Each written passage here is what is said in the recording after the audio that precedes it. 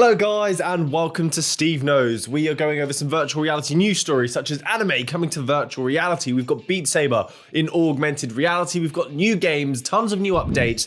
There's so much to go over, so I'm just going to get started right now.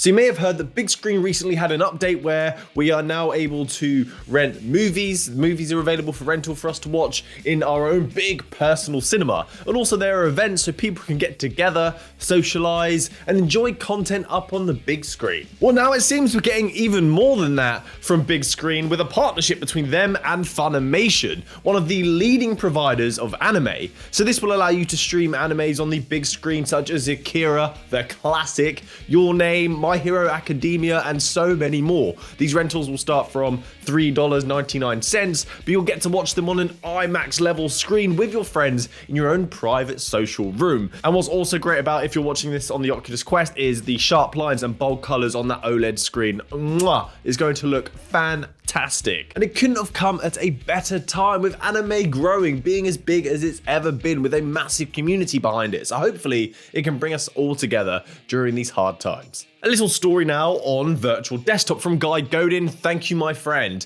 This has finally got an option where the user does not have to be connected to the internet in order to use the streaming feature to the Oculus Quest. Initially, the computer would have to be connected to the internet when you start up the application for it to connect to your device over the local area network. But that's no longer the case, and this is especially helpful for myself as I'm moving house during this quarantine season, and the place I'm going to won't have internet set up initially. So I won't be able to play, or I wouldn't have been able to play virtual reality wirelessly connected to my computer using virtual desktop, but now I can. This is also good news for people that live in areas where the internet connection isn't stable, can drop out, and it ruins your wireless virtual reality experience. This will ensure that you're going to continue having a pleasant experience with virtual desktop. And if your computer is connecting wirelessly to your router whilst you're using this wireless streaming capabilities, now that you don't have to connect to the internet, it's going to free up that tiny little bit of extra bandwidth for you to enjoy. This one I find so interesting. So recently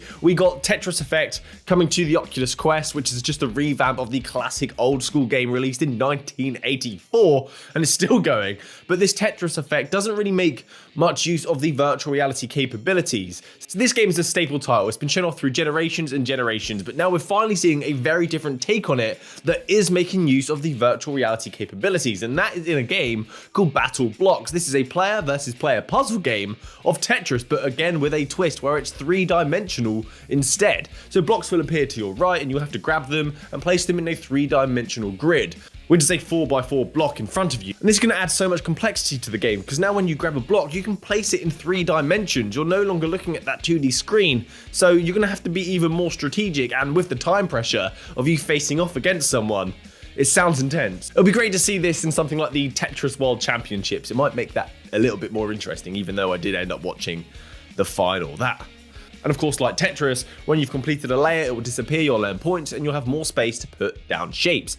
This game is still in development, it's not out yet, but from the footage, it looks very promising, and it's definitely piqued my interest. Please let me know if this is interesting you as well down below. I want to talk about the PlayStation 5 now. It's got a rumored release date, and I know this is a virtual reality channel, but I want to cover this because it's a console that's going to support the largest virtual reality user base that we have. And given that the PlayStation VR 2 is also going to be powered by this thing, let's talk about it. So what I'm about to show you, it may have been a mistake, it may not be true, but it's been put out there, so let's discuss it. This has come after a job listing was posted for a procurement officer that would be dealing with suppliers to gather components to build the PlayStation 5. And within the job description, it said, as it was explaining the role, it said, to create the PlayStation 5 scheduled for release in October 2020. So if you're excited for this console, hopefully this date is true and we're going to be seeing it this year, which we kind of knew already, but it's kind of nice to have a date instead of a wishy-washy it may happen. And this is going to allow us to replay all of the classic PlayStation VR titles, the epic titles that we've enjoyed on our PlayStation 4, but on the PlayStation 5 with more horsepower, so we can enjoy it with even more fidelity. Fingers crossed on this one.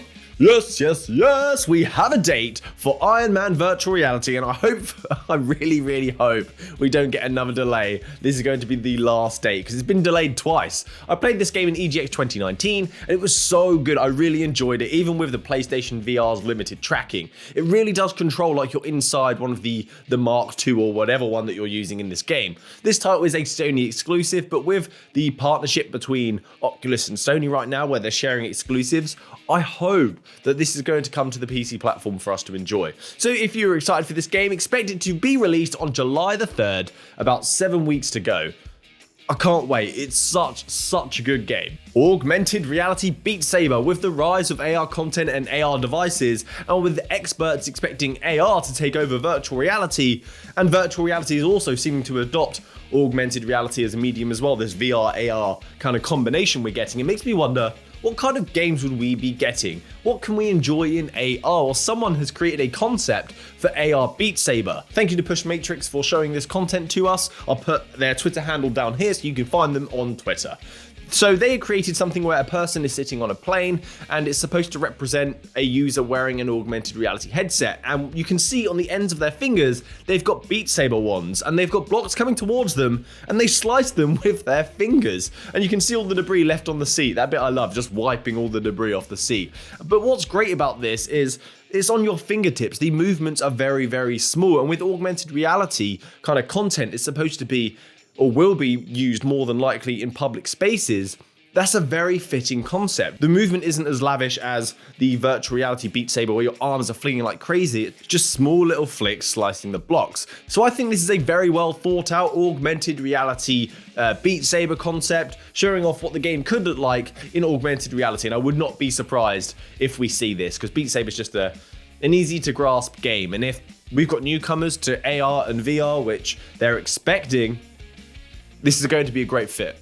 Some good news about Echo Arena now. Echo Arena has really been received well by the Oculus Quest community. It's a ton of fun and it's free to enjoy. So on the Oculus Quest, we're in our open beta phase at the moment, so I'm really surprised to see an update like this, such a big change, come in during testing. So testing must be going really well for them to think, let's vamp this up, let's whack some more in, let's test some more stuff. Because if it wasn't going well, I suppose they wouldn't be rolling out anything, they'd be fixing all the bugs. So if you're using a Rift and playing this game, you may know that it's 3v3 on that platform, but they've just upped that to 4 versus 4, which now means that they have also enabled cross-platform play. So people on Oculus Quest can play with people on Rift. So they're opening up the community even further. And I know that people get upset about using third-party apps in order to use Oculus exclusive content, but you can. So theoretically, we have a cross-platform, any platform game now that we can play with our friends, whether they've got an Index, a Quest,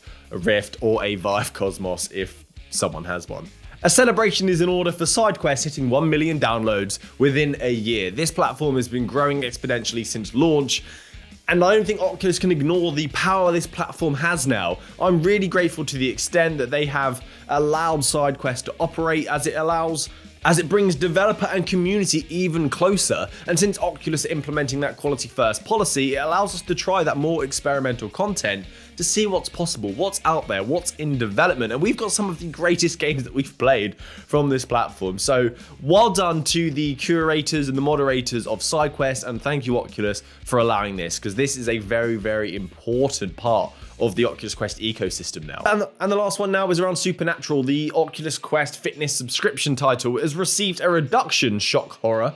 So it was initially $240 for the year, which was $20 a month, which was way too much, but they've just reduced it to $149, which is around $12.50 per month. For those that weren't aware of this game, this is a virtual reality title, a fitness game that's using a subscription model that allows people to enjoy constantly updated content, and also content that is kind of assisted or curated by professional experts in kind of the fitness domain. But it wasn't really well received. It's too expensive. But do you still think it's too expensive at $12.50? Please let me know down below, because personally, it's still too much. I just don't like the subscription model. They should do DLC, additional content, and a one-time purchase. So that's it from me today, guys. Thanks for watching to the end of the video. Lots of quick-fire news stories today, and please stick around for next time. I've got some really great content lined up. I can't wait to share it with you. I'm genuinely really excited. So stick around for next time. Subscribe to the channel. Happy gaming, guys. Good day.